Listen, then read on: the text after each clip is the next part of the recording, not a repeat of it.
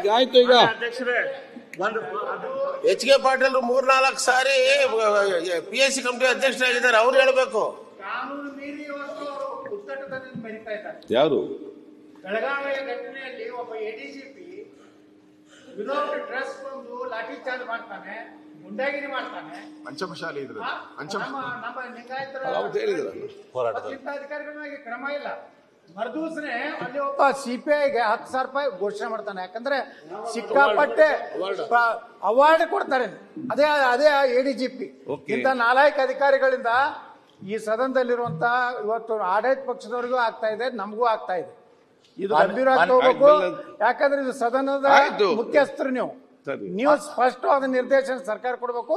ಆ ಎಲ್ಲ ಅಧಿಕಾರಿಗಳ ಮೇಲೆ ಕ್ರಮ ಆಗ್ಬೇಕು ಅಂತ ಪ್ರಿನ್ಸಿಪಲ್ ಸೆಕ್ರೆಟರಿ ಕೊಟ್ಟು ಕಳಿಸಿಡ್ರಿ. ದಿಲ್ಲಿಗೆ ಹೋಗಲಿ, ಜಮ್ಮು ಕಾಶ್ಮೀರದ ಸರ್ವಿಸ್ ಮಾಡ್ಲಿ, ಗೊತ್ತಾಗ್ತದೆ ಅವ್ರಿಗೆ. ಸುರಕ್ಷಿತ ಅದಾರೆ, ಲೂಟಿ ಹೊಡಿತಾರೆ, ಹೋಗ್ಲಿ ಕಾಶ್ಮೀರದಲ್ಲಿ ಹೋಗ್ಲಿ, ಗುರ್ತಾಗ್ತದೆ ಇವ್ರಿಗೆ. ಮಾನ್ಯ ಅಧ್ಯಕ್ಷರೇ, ಈ ನಮ್ಮ ಏನು 3 ಸ್ತಂಭಗಳದಾವು, ಕಾರ್ಯಾಂಗ, ನ್ಯಾಯಾಂಗ ಮತ್ತು ಶಾಸಕಾಂಗ, ಅದ್ರ ಬಗ್ಗೆ ಎಲ್ಲಾ ಸದಸ್ಯರ ಗಮನಕ್ಕೆ, ತಮ್ಮ ಗಮನಕ್ಕೂ ಕೂಡ ನಮ್ಮ ಶಾಸಕಾಂಗದ ನಮ್ಮ ಹಕ್ಕು ಏನೈತಿ ಅನ್ನೋದ್ರ ಬಗ್ಗೆ ಸ್ವಲ್ಪ ಗಮನ ಹೇಳುವಂತ 1-2 ನಿಮಿಷ ಕೊಡ್ರಿ, ಅಷ್ಟು ಸಾಕು. 1964ರಲ್ಲಿ ಒಂದು ಫೇಮಸ್ ಕೇಸ್ ಇತ್ತು, ಕೇಶವ್ ಸಿಂಗ್ ವರ್ಸಸ್ ಉತ್ತರ ಪ್ರದೇಶ ಗೌರ್ಮೆಂಟ್. ಅದರಲ್ಲಿ ಏನಾಯ್ತು, ಕೇಶವ್ ಸಿಂಗ್ ಅನ್ನುವಂತ ಅಧಿಕಾರಿ ಅವನು ಸದನದ ಹೊರಗೆ ಶಾಸಕರ ಜೊತೆ ಮಿಸ್ಬಿಹೇವ್ ಮಾಡ್ತಾನೆ. ಅದು ಹಕ್ಕುಚ್ಯುತಿಗೆ ಬರ್ತೈತೆ, ಹಕ್ಕುಚ್ಯುತಿ ಸಮಿತಿಗೆ ಅಧ್ಯಕ್ಷರ ಕೊಡ್ತಾರೆ. ಅದು ಹಕ್ಕುಚ್ಯುತಿ ಸಮಿತಿಗೆ. ಹಕ್ಕುಚ್ಯುತಿ ಸಮಿತಿ ಬಂದ್ರ ಆ ಹಕ್ಕುಚ್ಯುತಿ ಸಮಿತಿ ಅಧ್ಯಕ್ಷರು ಆ ಕೇಶವ್ ಸಿಂಗ್ಗೆ 1 ವಾರದ ಜೈಲನ್ನ ಘೋಷಿಸ್ತಾರ.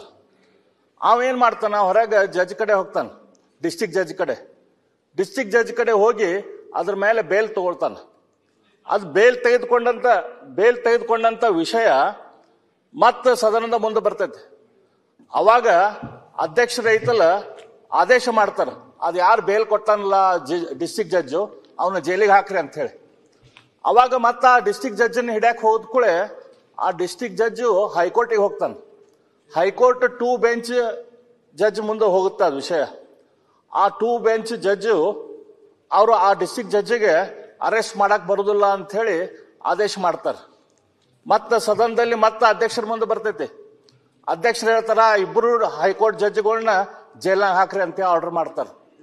ಅವಾಗ ಪೂರ್ತಿ ಹೈಕೋರ್ಟ್ ಜಡ್ಜ್ಗಳನ್ನ ಅರೆಸ್ಟ್ ಮಾಡ್ತಾರ ಅಂತೇಳಿ ಹೆದರಿ 28 ಬೆಂಚಿನ ಉತ್ತರ ಪ್ರದೇಶದ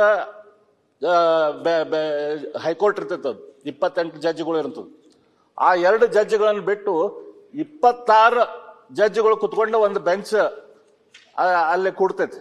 ಅವಾಗ ಶಾಸಕಾಂಗದ ಕಾರ್ಯ ಏನು, ಶಾಸಕಾಂಗದ ಹಕ್ಕುಗಳೇನು, ಕಾರ್ಯಾಂಗದ ಹಕ್ಕುಗಳೇನು, ಕಾರ್ಯಾಂಗದ ಕಾರ್ಯವ್ಯಾಪ್ತಿ ಏನು, ಶಾಸಕಾಂಗದ ಏನೈತಿ, ನ್ಯಾಯಾಂಗದ ಏನೈತಿ, ಅದ್ರ ಬಗ್ಗೆ ಸುದೀರ್ಘವಾಗಿ ಚರ್ಚೆ ಆಗಿ ಶಾಸಕಾಂಗನ ಎಲ್ಲದಕ್ಕಿಂತ ಹೆಚ್ಚು, ಶಾಸಕಾಂಗನ ಎಲ್ಲದೂ ಮೇಲ್ ಮಾಡಿದ್ದು, ಅಧ್ಯಕ್ಷರು ಮಾಡಿದ್ದು ಸರಿ ಐತಿ ಅನ್ನೋ ರೀತಿ ಆ ರೀತಿ ಒಂದು ಆರ್ಡರ್ ಬರ್ತೈತಿ.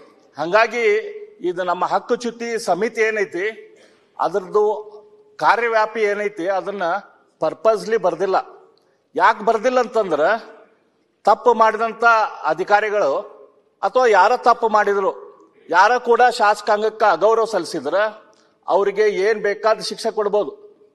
ಅದರಲ್ಲಿ ಹಕ್ಕುಚ್ಯುತಿ ಸಮಿತಿ ಆರ್ಡರ್ ಇಷ್ಟು ಪರ್ಫೆಕ್ಟ್ ಇದು ಹಿಂಗ್ ಮಾಡ್ಬೋದಲ್ಲ, ಅದನ್ನ ಯಾರಿಗಾದ್ರೂ ಹ್ಯಾಂಗ್ ಮಾಡ್ಬೇಕಂತ ಆರ್ಡರ್ ಮಾಡಿದ್ರೆ ಸುಪ್ರೀಂ ಕೋರ್ಟಿಗೂ ಕೂಡ ಅದನ್ನ ಬೇರೆ ಆರ್ಡರ್ ಕೊಡಕ್ ಅಧಿಕಾರ ಇಲ್ಲ. ಹಂಗಾಗಿ ಇವತ್ತೇನು ನಮ್ಮ ರಾಜು ಕಾಗೆ ಅವರಿಗೆ ಅನ್ಯಾಯ ಆಗೈತಿ. ಒಬ್ಬ ಸಂಭಾವಿತ ರಾಜಕಾರಣಿ 25 ವರ್ಷ ಇದ್ರು, ಸಂಭಾವಿತ ಅಂದ್ರೆ ಸಂಭಾವಿತ ಮನುಷ್ಯ ಅಂತವ್ರಿಗೆ, ಯುವ ರಾಜಕಾರಣಿ ಮುಕ್ತಿ ಮಾಡೋರಿಗೆ ಇವ್ರಿಗೆ ಏನ್ ಅನ್ಯಾಯ ಆಗೈತಿ ಇದ್ರ ಬಗ್ಗೆ ಒಬ್ಬ ದಲಿತ ಶಾಸಕ ಅವ್ರ ಕೊರಳಿಗೆ ಪಟ್ಟೆ ಹಚ್ತಾರಂತ ನಿಮ್ಮ ಜವಾಬ್ದಾರಿ ಐತಿ. ಹಂಗಾಗಿ ನೀವು ಅದನ್ನ ಆಕ್ಷನ್ ತಗೋಬೇಕು. ಸರ್ಕಾರ ಕೂಡ ಸರಿಯಾದ ಆಕ್ಷನ್ ಮಾಡ್ಬೇಕು ಅದ್ರ ಬಗ್ಗೆ. ಈಗ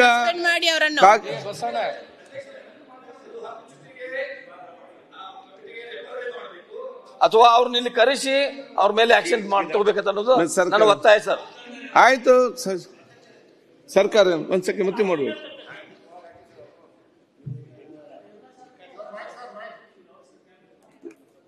ಗೆಳೆಯರಾದ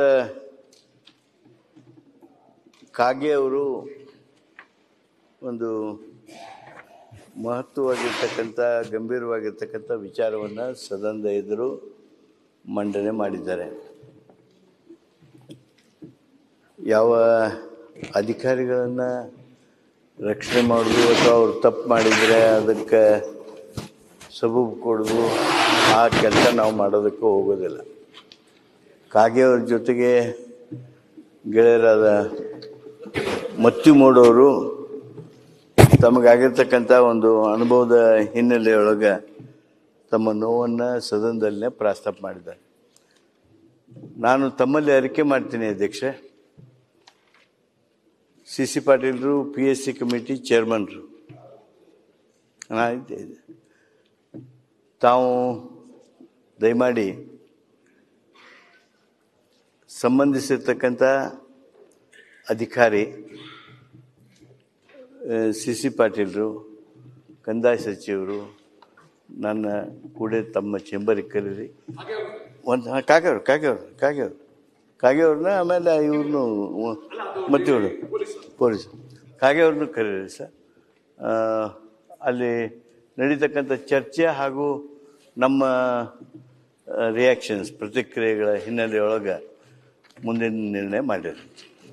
ಮಾನ್ಯ ಅಧ್ಯಕ್ಷರೇ, ಇದು ಅದೇನ ನ್ಯಾಯ ಅಂತಾರಲ್ಲ ಕಾಕ, ಇದು ಸರಿಯಲ್ಲ ಸರ್, ಇದು ಅಲ್ಲ, ಇದು ಹಾವೇರಿ ನ್ಯಾಯ ಅದೇನೋ ಸರ್, ಇದು ಬರಲ್ಲ, ಇದು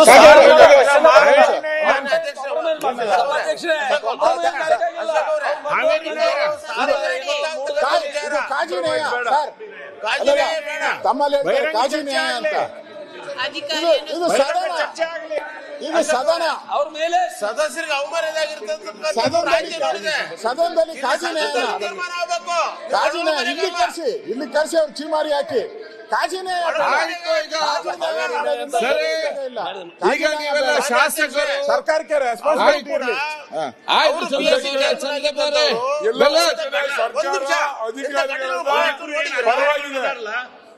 ಟ್ರಾನ್ಸ್ಫರ್ ಮಾಡಿ ಮುಂದಿನ ಎನ್ಕ್ವೈರಿ ಆಮೇಲೆ ಮಾಡ್ರಿ. ಮಾನ್ಯ ಮಂತ್ರಿಗಳೇ, ಮೊದಲು ಟ್ರಾನ್ಸ್ಫರ್ ಮಾಡ್ರಿ, ಆಮೇಲೆ ಆಯ್ತು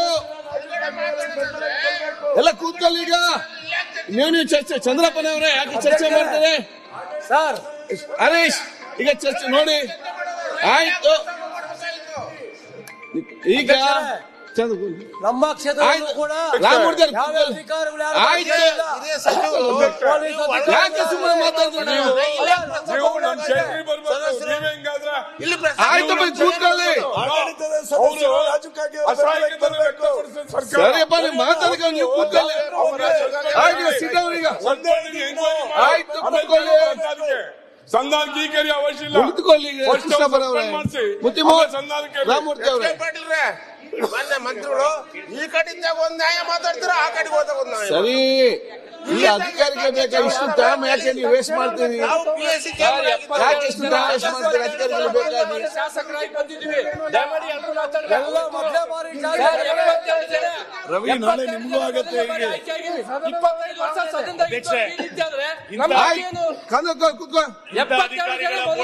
ಸರಿ ಮಾಡ್ಬೇಕಲ್ವಾ? ನಿಂತಿದ್ದೀನಿ ನೋಡ್ರಪ್ಪ, ಇಂಥ ಅಧಿಕಾರಿಗಳದ್ದು ಬೋಲ್ಟ್ ನಟ್ಟು ಸರಿ ಮಾಡ್ಬೇಕಲ್ವ ನೀವು? ಇಲ್ಲಿಲ್ಲ ಅದ್ರ ಆಗೋದಿಲ್ಲ. ಇಮಿಡಿಯೇಟ್ಲಿ ವರ್ಗಾವಣೆ. ಬಾಲಕೃಷ್ಣ ಅವರೇ, ಆಯ್ತು, ಎನ್ಕ್ವೈರಿ ರಾಮಮೂರ್ತಿ. ಈಗ ಕಾಗೆ ಅವರು ಮತ್ತು ಮುತ್ತಿಮೋಡ್ ಅವರು ಅವರಿಗಾದಂತಹ ಅವಮಾನದ ಬಗ್ಗೆ ಇವತ್ತು ಲಿಖಿತವಾಗಿ ಕೊಟ್ಟಿದ್ದಾರೆ. ನಾನು ಹೇಳ್ತಾ ಇದ್ದೇನೆ, ಕೂತ್ಕೊಳ್ಳಿ. ಅವ್ರ ಹಕ್ಕ ಆಯ್ತು, ಕುಳಿತುಕೊಳ್ಳಿ. ಆಯ್ತು.